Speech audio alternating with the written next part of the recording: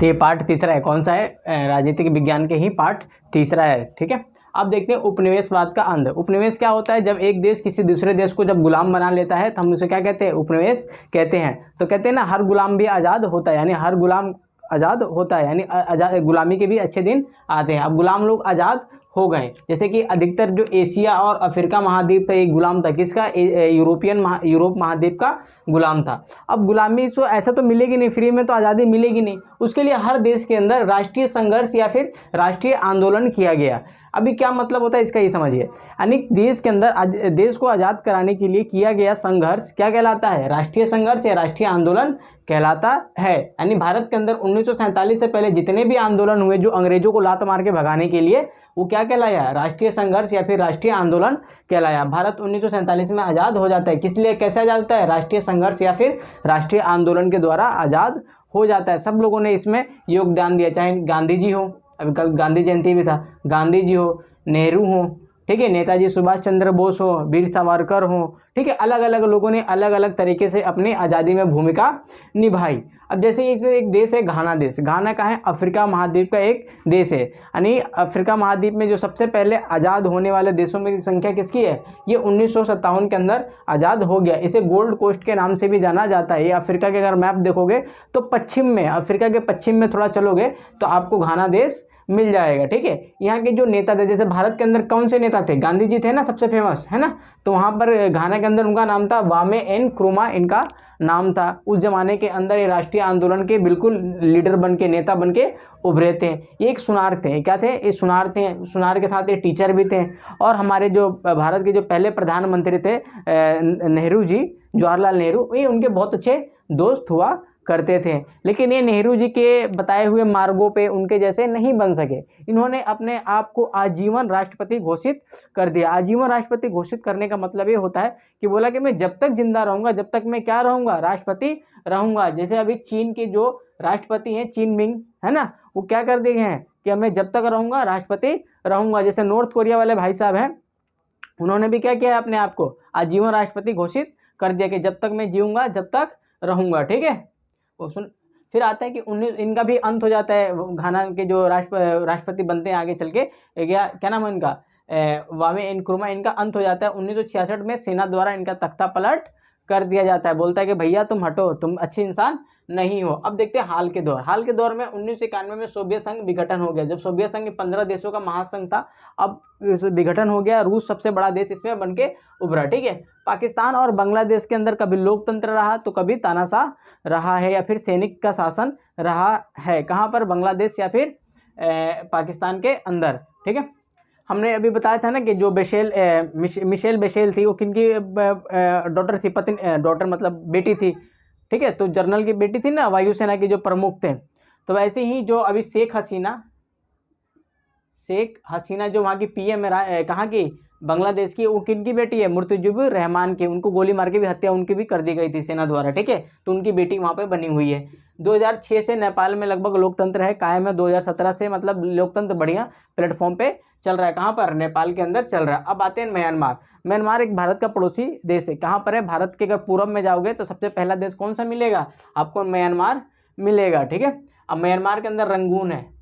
कहाँ पे, रंगून, जहाँ पे जो बहादुर शाह द्वितीय थे, यानी बहादुर शाह जफर को जहाँ पे जेल बंद करके, मतलब अंग्रेजों ने पकड़ा और जेल में डाल दिया। कहाँ पे ले जाके, रंगून के अंदर। एक गाना सुना होगा, मेरे पिया गए रंगून, वहाँ से किए टेलीफोन, वही रंगून की जगह है। ठीक है, 1962 में तख्ता पलट हो जाता है यहाँ पर, ठीक है, सेना द्वारा। फिर 1990 में इलेक्शन होते हैं। 1990 के अंदर इलेक्शन होते हैं और वहाँ पे की जो नेता होती है आंग सान सू की, क्या नाम है उनका, आंग सान सू की इनकी जीत हो जाती है। जैसे ही जीतते हैं ना, तो वहाँ की जो सेना है वो मानने से इनकार कर देते, कहते हैं भैया हम तो आपको अपने राष्ट्रपति नहीं मानेंगे। इनको बड़ा गुस्सा आता है, लेकिन क्या कर सकते हैं, इनकी नहीं बनी। फिर ये 2021 से लेकर के 2016 से लेकर 2021 तक वहाँ के देश के अध्यक्ष रहती हैं, देश की हेड रहती है, राष्ट्रपति प्रधानमंत्री रहती है, सॉरी क्या रहती है, ये प्रधानमंत्री रहती हैं। और इनको 2021 में फिर इनको सेना द्वारा हटा दिया जाता है। अभी की वर्तमान की बात कर रहा हूँ, हाल फिलहाल के 2021 में इनको हटा दिया जाता है। और अभी ये जेल में है। जेल में क्यों है, तो ये शासन अच्छा नहीं कर रही थी, किनके माध्यम से, सेना के माध्यम से। सेना ने कहा कि आप शासन अच्छा नहीं कर रहे, इसीलिए मैडम आप हट जाइए, इनको जेल में डाल दिया। फिर इनको रिहाई हो गई थी, लेकिन एक दिन कोविड-19 के दौरान में गई और लोगों को हाई किया, ठीक है। सरकार को बुरा लगा इससे, जो आपकी सेना थी उनको बुरा लगा, कहा कि इससे तो कोविड फैलता है। मैम को उठा के फिर से 3 सालों के लिए बैन कर दिया है, ठीक है। इन्होंने एक बहुत अच्छे, अभी ये जेल में, अभी कहाँ पर है, आज 2022 में ये कहाँ पे है, जेल के अंदर है। कौन सी, आंग सान सू की, कहाँ की है, म्यांमार की। जो इनकी एक बुक थी फ्रीडम फ्रॉम फियर, यानी डर से आज़ादी, इन्होंने एक बुक लिखी थी। अब देखते हैं आगे की जो क्या बोलते हैं, अंतर्राष्ट्रीय संगठन।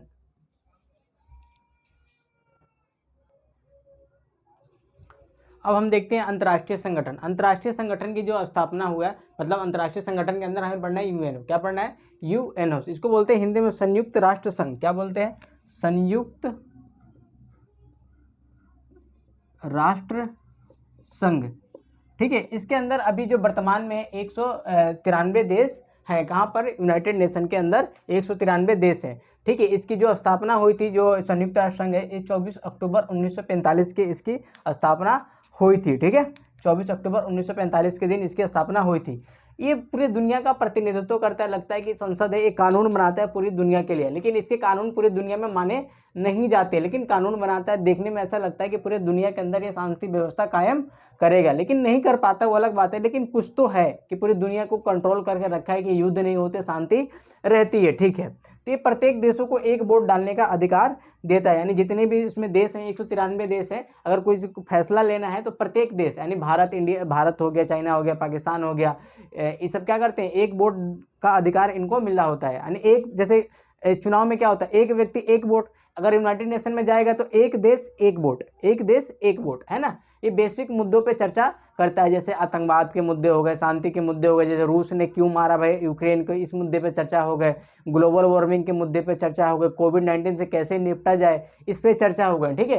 ये बेसिक मुद्दों पे चर्चा करता है, उसके लिए कानून बनाता है। कोई देश ज़्यादा आगे बढ़ रहा है तो उसको कैसे कम किया जाए, उसकी मतलब आक्रामकता को कैसे रोके जाए, कोई देश दुनिया के लिए खतरा तो नहीं बन रहा है, इस प्रकार की चर्चा कौन करता है, यूएनओ करता है, यानी संयुक्त राष्ट्र संघ करता है। जो महासचिव होते हैं, इसके प्रशासनिक अधिकारी होते हैं, उनको क्या बोला जाता है, यूएनओ सेक्रेटरीट बोला जाता है, यानी महासचिव कहा जाता है। अभी के जो है उनका नाम है एंटियो गुटरेस, जो अभी के वर्तमान में अंतर्राष्ट्रीय संगठन के जो हेड है उनका नाम है एंटियो गुटरेस नाम है, ठीक है। सुरक्षा परिषद के अंदर टोटल 15 मेंबर है। कितने मेंबर है, 15 मेंबर है। इसका काम होता है कि पूरे दुनिया के अंदर शांति व्यवस्था बना के रखना है। इसमें 5 अस्थायी सदस्य होते हैं। कितने सदस्य होते हैं, 5 अस्थायी और 10 अस्थायी। जो 10 अस्थायी सदस्य हैं, इनका चुनाव प्रत्येक 2 वर्ष के लिए किया जाता है। प्रत्येक 2 वर्ष के लिए चुनाव 10 अस्थायी सदस्यों की जाती है। लेकिन जो 5 होते हैं वो क्या होते हैं, अस्थायी होते हैं। इसमें कौन कौन आता है, चीन, यूएसए, ब्रिटेन, ठीक है। ये कितने हो गए, 3 हो गए। फ्रांस, ठीक है। एक कमेंट करके बताइए, ठीक है, वो देश कौन सा है, ठीक है, उसमें अभी जो अटैक कर रहा है, ठीक है। ये सब देश आते हैं। उसके बाद हम देखते हैं 10 अस्थायी होते हैं, इनकी चुनाव प्रत्येक 2 साल के लिए की जाती है। अगला आता है IMF, इसको बोलते हैं इंटरनेशनल मॉनेटरी फंड बोलते हैं, यानी अंतर्राष्ट्रीय मुद्रा कोष बोलते हैं। किसको, IMF को बोलते हैं। इसमें एक टोटल 190 देश शामिल हैं। ये क्या करता है, जब देश में गरीबी आ जाती है या देश में पैसे नहीं बचते हैं कि आप अंतर्राष्ट्रीय व्यापार कर सकें, यानी आपके पास जब डॉलर नहीं होता है तो कौन लोन देता है आपको, IMF लोन देता है, यानी अंतर्राष्ट्रीय मुद्रा कोष आपको लोन देता है, ताकि आपको देश की कंडीशन सुधार लो। अभी जो श्रीलंका है, उसकी श्रीलंका की हालत जो है वो खराब हो चुकी है। अब श्रीलंका को लोन कौन देगा, आपको IMF लोन देगा, ताकि अपना वो काम चला सके। फिर आता है वर्ल्ड बैंक। वर्ल्ड बैंक है, ये भी लोन देता है, काफ़ी सस्ते दामों पर आपको लोन देता है। ये किस लिए लोन देता है, ताकि आप कोई प्रोजेक्ट बनवा सको, बांध बनवा सको, रोड बनवा सको, ठीक है, फ्लाईओवर बनवा सको, बिल्डिंग्स बनवा सको। इस प्रकार की लोन कौन देता है, वर्ल्ड बैंक लोन देता है। फिर आते हैं लोकतंत्र के लिए बाहरी समर्थन। अब पूरे दुनिया का जो ठेका किसने ले रखा है, अमेरिका ने लिया है कि पूरी दुनिया के अंदर लोकतंत्र होना चाहिए, ठीक है। इसी लोकतंत्र की एक कहानी है कि अमेरिका ने कैसे इराक को पकड़ के पीटा, ठीक है। इराक जो की स्थापना कहाँ हुई थी, कब हुई थी, मतलब इराक तो था ही पहले से, मतलब उसको आज़ादी कब मिली थी, 1932 के अंदर इराक आज़ाद हो चुका था। 1968 के अंदर तख्ता पलट हुआ, 1968 के अंदर तख्ता पलट हुआ और यहाँ के नेता बने सद्दाम हुसैन। कौन बने? सद्दाम हुसैन बने। ये इन्होंने महिलाओं को अधिकार दिया, जो पुराने इस्लामिक कानून थे, जो शरीयत थे, इसको इन्होंने हटा दिया। लेकिन समस्या तब अमेरिका को बुरा लगा इन्होंने जब 1997 के अंदर ये तानाशाह बन गए। तानाशाह का मतलब होता है कि ऐसा व्यक्ति जो केवल अपनी मनमानी चलाए, उसे हम क्या कहते हैं? तानाशाह कहते हैं। वो कौन बन गया? सद्दाम हुसैन। इसने महिलाओं को अधिकार दिया। कब बना इसने तानाशाह? 1997 के अंदर। इसने अल्पसंख्यकों को मौत की घाट उतार दिया। अल्पसंख्यक कौन होते हैं? जिनकी संख्या कम होती है, ठीक है, तुलनात्मक रूप से जिनकी संख्या कम होती है वो अल्पसंख्यक कहलाते हैं। तो इन्होंने खूब मारा लोगों को, ठीक है, और इनकी जो दोस्त नहीं, दुश्मन थे, राजनीतिक दुश्मन, उनको भी इन्होंने मौत के घाट उतार दिए। ये बात अमेरिका को बहुत बुरी लगी। यार तुम्हारे यहाँ हम लोकतंत्र लेकर आए और तुम हमारे ही बंदों को मार रहे हैं। हमारे बंदे को मतलब हमारी विचारधारा को मार रहे हैं।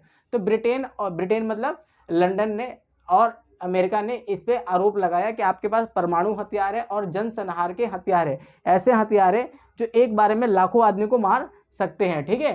किसने आरोप लगाया? ब्रिटेन और यूएसए ने आरोप लगाया। किस पे?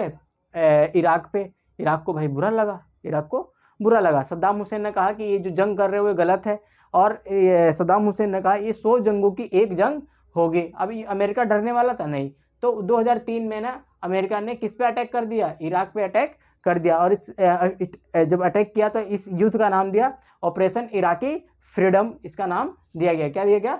ऑपरेशन इराकी फ्रीडम, इसका नाम दिया गया। ये 2003 के अंदर हुआ। अब जब हो गया तो इसमें कोई हथियार नहीं मिला, इसका कोई हथियार नहीं मिला कि इसके पास इतने बड़े हथियार थे। बेचारा क्या गया, उसमें कुछ भी हथियार नहीं था उसके पास। फिर इसको फांसी भी दे दी गई थी, ठीक है, इसके पर कोई हथियार नहीं मिला। यूएन के जो सचिव हैं, महासचिव, उन्होंने कोफी अन्नान थे, उन्होंने कहा कि ये गैर कानूनी है। ये अमेरिका का जो रवैया है ये क्या है? गैर कानूनी है, ठीक है। और आप देखते होंगे अगर इंडिया में जाते होंगे बसों के अंदर, तो आप ट्रकों पे देखोगे लिखा होता है इराक की रानी। इराक जो है वो बहुत बड़ा तेल का प्रोड्यूसर है, तेल उत्पादन करता है, और इसी तेल का फायदा लेने के लिए अमेरिका ने झूठे आरोप किस पे लगाए थे? इराक पर लगाए थे, ताकि वहाँ के तेल अपने हिसाब से निकाल सके और वहाँ पे जो अपने हिसाब से सरकार बना सके। अमेरिका क्या करता है? अपने फायदे के लिए कहीं भी अटैक कर सकता है, चाहे अफगानिस्तान हो, चाहे पाकिस्तान हो, कहीं पर भी अटैक कर देता है, चाहे वियतनाम हो, ठीक है। ये अपने फ़ायदा उठाते हैं। तो एक कुल कहने का मतलब है कि यह वीडियो देखने से पहले या तो बुक पढ़ें, या वीडियो देखने के बाद अवश्य बुक पढ़ें, तभी ये चीज़ें आपको समझ में आएगी, ठीक है। अब मिलते हैं दूसरे पार्ट में, मतलब चैप्टर नंबर 2 में। ये पहला पार्ट अपना कंप्लीट हो गया।